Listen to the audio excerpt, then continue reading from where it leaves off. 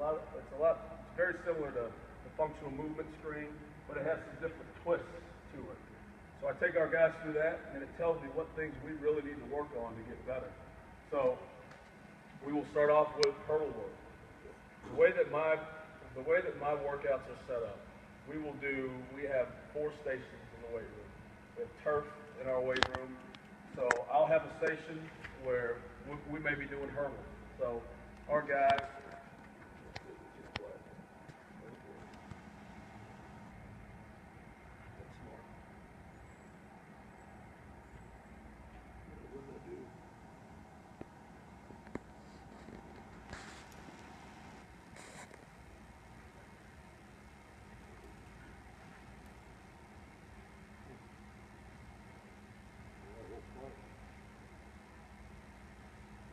I'll demonstrate. It's not a big deal.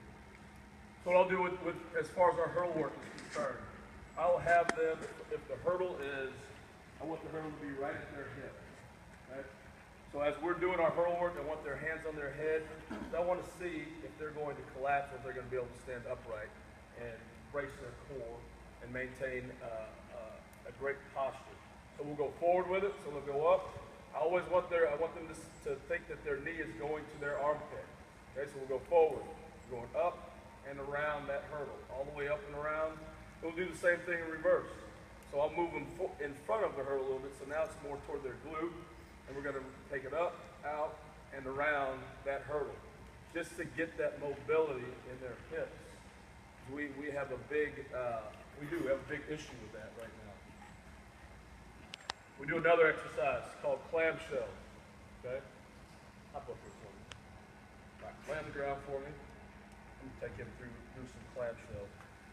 I'm not sure if all of you are familiar with this, but this exercise, as far as training abduction, training your glute medius, huge in stabilizing your leg, externally rotating your femur. What we're going to do here is he's going to open that leg. Okay, open. Come on. All right, now let me push it down. There you go.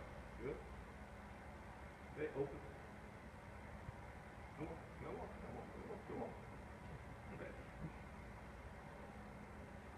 Okay, get it. Okay, up. Go. Now let's go quick. Down and up quick. Ready, up. All the way you need. Up. All we need. Up. So now, we're up pretty much. Yes. But the feeling you get out of that in your glutes right there and your abductors is tremendous. So when you see your athletes, when you have them do a single leg squat and they're like this, okay? That's primarily what that is. It's a little bit of core instability, but it's a lot of glute, lack of strength in their glutes. It is unbelievable how many athletes you get that come in and they have no glute strength. They can't do a single leg squat. They can't, just a lot of these things that they're just not able to do those. So we'll do clamshells. That'll be also part of our hip mobility work. Then we'll go on to a hamstring seat exchange. So basically what those guys are doing with this. I'm not going to hit it again. So the way that they'll be here. So they got to go down. They got to try to put their nose underneath, turn it, take that hip back as far as they can, nose to knee, turn. So they keep rotating and working that exercise. So now they're opening the hip, they're also stretching their hamstring.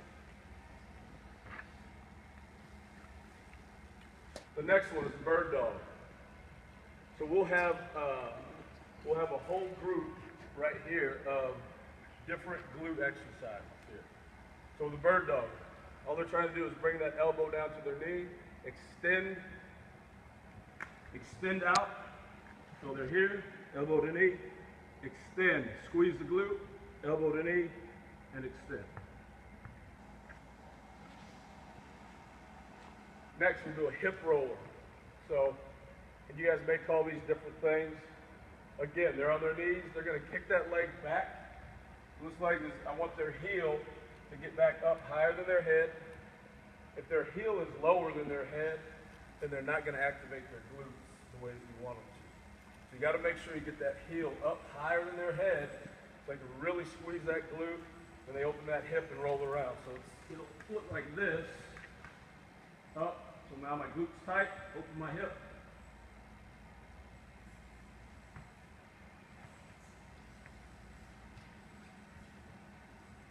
Then we have a leg whip. So this exercise, your athletes will, at first they'll screw it up because they'll want their body to move all over the place. The way that you want to do the leg whip, okay, as you're here, you want them to try to get their knee all the way up to their elbow. That is one of their cues. Try to get the knee up to the elbow, then up over and back to the opposite side. So we're going to go here, knee to elbow, up, over. Okay, without rotating their hips and body all over the place. You want them to try to stay as straight and as stable as they possibly can. Then a fire hydrant. It's just like a dog peeing on the fire hydrant, lifting that leg up, again, squeezing that glute, working those abductors. Now this one, I wish I could show this video, but we'll have him do a pistol squat. Another thing for stability. He's on a platform there, but he's got two weights out in front of him to counterbalance a little bit. And this is a 320-pound offensive lineman. And in this video, he is sitting his ass right onto his heel, basically, without his heel coming off the ground. But we're working on that single leg stability that we need. So we'll go through that circuit, and then there's also in the video, there's one of our defensive backs that is doing the same type of movement. So again, with all these drills, okay, it is just telling you some of the different cues that I give our guys. Cheek to cheek, knees as high as the belly button, and then we'll go through some sprint drills. I was talking to Coach just about arm swing and stuff like that earlier, about guys, the lack of coordination. It's funny listening to all the speakers go, and they're hitting on all the things that we all talk about, and that I'm listening to working on landing, okay, and that stability in landing that Doug was talking about earlier, that kids just don't do that. They don't have that stability to land.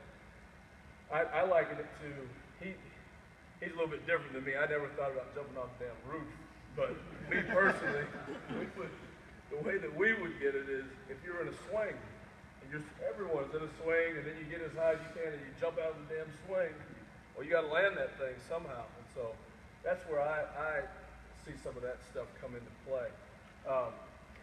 But all these different things, kids don't know how to skip anymore. They don't.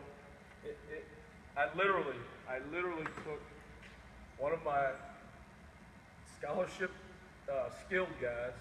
I had the whole team. We're warming up. We're getting ready for. I don't know if we're doing speed training or conditioning, whatever we're doing. I'm watching him, and he's doing A skips like this. Like, what the hell is that? How do you do that? So I made him just keep going over it. I made the whole team wait, and I just made him keep doing it and doing it and doing it and doing it until he got it right. You know, it took a couple minutes out of our time, but I wanted him to get it right. It's so messed up. So with this, you think that for the BCS level school, you think that you have these great athletes, and it was the same when I was at Indiana. We've got McDonald's All-Americans. The same exact issue.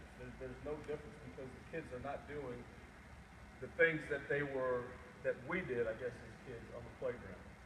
So I start them from ground zero with our speed training. The first thing that we do is an A walk.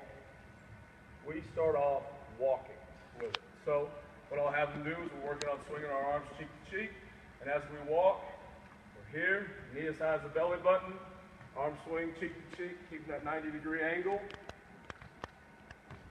and that's how we progress through it. And we rep it, and we rep it, and we rep it, and we rep it, and we rep it more until they get it exactly right. We'll end up having with your athletes, they'll think it's stupid at first, but you got to be diligent with it and stay on them, and they'll start getting lazy, and they'll start going like this, and the arm will start getting straight. You've got to make sure they stay solid with their arms if you're going to change how they run. It is a very hard thing to do. The other cue is you always tell them to pull their toe to their shin. Toe to shin, toe to shin, toe to shin, toe to shin.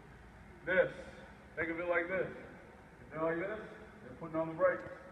If they're like this, they're stepping on the gas. That's how I tell them. That toe to your shin, now we're running. Now we can be fast. The toe is toward the ground, we're slowing down each and every time. So after we get out of the A walk, one of my assistants here, he's actually demonstrated this stuff all really well. And after we get out of the A walk, we'll get into a march. We got to speed it up a little bit. We got to be more aggressive. We got to put more force into the ground. So we'll do the same thing. Now it's just an aggressive movement. Okay, the same type of activity, driving those knees up, forceful with your arms, and keeping that toe pulled to your shin.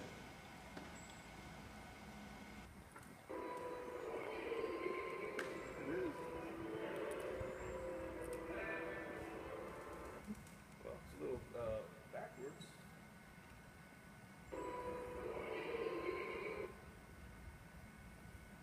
A skip. So, I'm sure everyone knows how to do A skips here. Some people do it a little bit differently though. Okay, a true A skip is more like that. I also see some people doing it that way.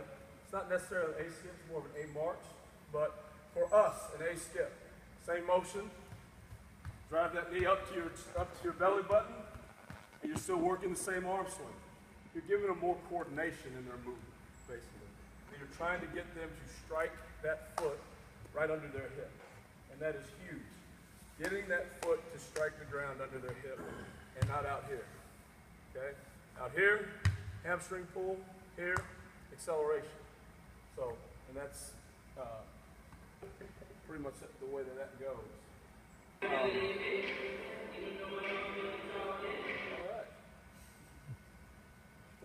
I don't know what the hell's going on, I'm sorry. B skip. Now we're working on getting up, getting that knee up, lengthening that stride, but still striking the ground with that foot under your hip. And that's such a big part of someone running fast, is getting that foot to strike under their hip. So now as we do a B skip, okay? Drive the knee up, aggressive into the ground is how I like them to be, aggressive into the ground. And I don't want them to feel like they're here and they're kicking. It's not a kicking motion. It's up and bringing that foot down into the ground as you get into a B skip. So make sure it's not that. Okay, aggressive into the ground, striking the ground with the ball of your big toe. No heel strikes. Again, that's putting on the brakes when you're hitting those heels. Now C skip. It's a coordinated movement. Okay, it's a very, very coordinated movement, very advanced movement. Some of my guys aren't able to do this. Some of my linemen, even some of my skilled guys, they are just not able to do this. But a C skip, you're basically doing an A skip and a B skip with a skip where you're opening your hip. Okay, so if you go.